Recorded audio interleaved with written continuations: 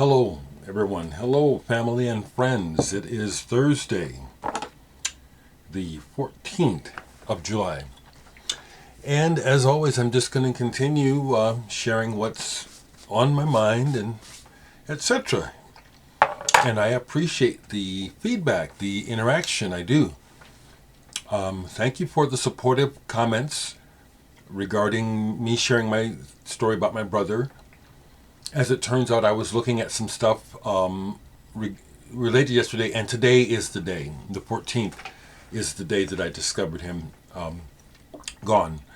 And I'm doing fine. I'm doing fine because, again, I'm not the sort of person who is in denial or I don't want to think about that and all this bullshit, That doesn't make you stronger. It makes you weaker. Just deal with things. I want to, on camera, thank you, Karim. I know you're going to watch. Because yesterday, when you called me, it was perfect. The timing was perfect. Called me last evening, just to touch base after watching the video and hearing me talk about his Uncle Patrick. The timing couldn't have been more cosmic. I had just walked into my house from sitting out in the front yard just enjoying the evening, but I was thinking about last year when Karim came and stayed with me for a while and how we would sit outside. I was just thinking about that when he called. It was perfect. Oh man, I love my family so much. So very much. So, regarding comments, there are a couple of comments to me that are, or questions that to me are banal, and I basically am not going to answer them. One is, what kind of equipment do you play your music on? I'm not a gearhead. I don't want to talk about my stereo. I have good stereo, but I don't have money, so I don't have something ridiculous. I have a stereo in every room of the house, except the bathroom. Okay. Another question that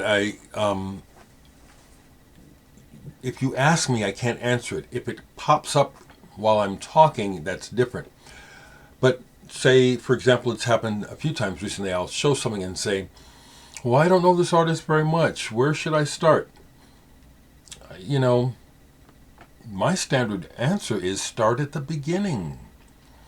Now, of course, artists change, and you can't get a good gauge necessarily of what an artist will do from the first album, but that's what I'm going to tell you to do. Start at the beginning. Because any artist that I've ever liked or I go back. If I don't hear them from the beginning, I go back and find out. So, some records right quick. Not too much to show, but maybe I'll pull something. We'll see. John Hassell, Earthquake Island. This is one of his first albums, and it's coming on Tomato. This is very unique. Nothing like it. Third or fourth world music, is that what he was calling it while working with Brian Eno? Sounds right to me. But it's an amazing lineup here. He's got Nana Vasconcelos, Miroslav Vitus, Ricardo Silveira, Badal Roy, Dom Romao, all in the band on this, and to great effect. This is way cool. That got spun all the way through, as well as this. This is beat because it's hard to find. And I'll shout out my older brother James, because Rasputin Stash, when this album came out in 1971, somehow he knew about it. Possibly either he or a friend of his knew or knows someone in the band who was in the band. They're from Illinois, I believe, which is, relatively speaking, close to Nebraska. There are some really funky tunes on here, and then, of course, there's the tunes for the ladies. But the other thing about this album is the psychedelic aspect. There's some psychedelic shit on this album, and it's really well done. Another thing that when I show this sometimes in groups, people that don't know much about labels will be kind of freaked out. Oh, it's on Cotillion. That's Emerson, Lake and Palmer's label. No, it isn't. Cotillion was a subsidiary of Atlantic Records, one of their labels. They put out a whole lot of black music on Cotillion. You know, Emerson, Lake and Palmer just happened to be one of their big sellers.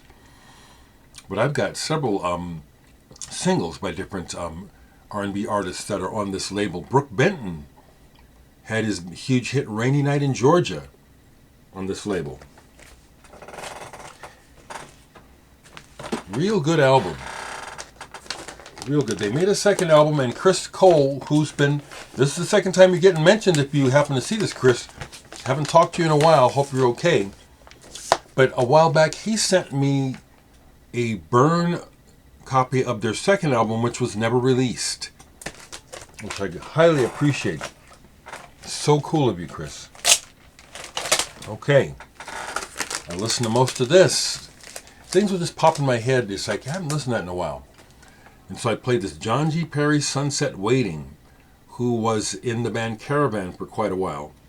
This is a gorgeous album, and I don't really understand. This is one of those albums where it's like, well, why is it not better known like in prog circles when you see people showing prog albums? Because I belong to several prog groups besides other types of music groups on the internet. And this is seldom mentioned. When it is shown, accolades, people, you know, because it's beautiful. Just like this cover, it sounds with ambient nature sounds. This is a beautiful album. Sunset Waiting. Just awesome. A recent Record Store Day purchase that I'm real happy with. I really like Super Furry Animals. This is some tracks from their album Rings Around the World, the one that they released as a DVD with a video for every song. I bought it. It's good. The Roman Road is the song in here that I especially like. And I love the design, that yellow, and I love that label. It's fun. Back around 2006 or 7, I got to meet the main guy from Super Furry Animals, Gruff Rhys. He was in town, somehow had forged an alliance with Conor Oberst and released some music on Conor's Team Love label. So I remember an outdoor concert that Conor was doing. He had Gruff Rhys as one of the opening acts. And I got a backstage for that, so I was hanging out with Conor and everybody, and I got to meet Gruff. His English was broken, but he had a real good, I'll say the old hippie word, vibration. When I meet you in person, I can feel you. And like I said, some people can fool me, not too many. When I meet you in person, I feel what's coming off of you. And some people are repellent. Most people are, I can feel them, you know, or see what's up, you know. And most people are a mixed bag of mostly trying to be good, positive. But some people are just vile. And when I meet them, sometimes I see it, but more importantly, I can feel it. It's not something you can tell people about. However, I pointed this out to friends of mine at different times. And I said, do you feel that? You notice this about this person? And the person say no. I say, wait, check it out. And they'll say, damn, Dereck, okay. This is something that this is awesome. Pedro Santos, Krishnanda. Don't know the story about this album, but I was looking for it forever, and originals of this are very, very high priced. This is a very interesting mix of Brazilian with a Eastern philosophical, spiritual element. This is real deep. This is really good. Krishnanda. Actually, I showed more music than I realized that I had to show. How's that? To just babble a little bit further, I want to encourage you folks, because I do look at my numbers like everyone else. I'll check in. I see that a lot of folks have not watched the Floyd Norman interview. Watch it. He's a wonderful man, and as well as my sister. They're both in there. Watch it. It's well worth it. I also see where folks are discovering where some of my past performances are on my channel, and I'm getting some good responses. There's 2 of my most recent shows of me solo on my channel. You can see me perform and hear me. I'm excited about this upcoming gig.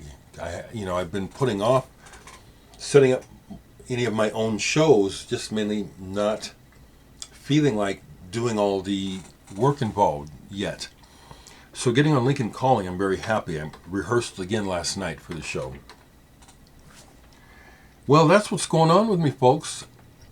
I hope all is well with you. Once again, right now, I'm just going to pass on saying anything about the world because it is not going to get any better. And no matter what I say, we're going to be dealing with this really negative, weird energy that is just consuming the planet right now. I don't understand why things have got to be so bad. Okay, back to the music.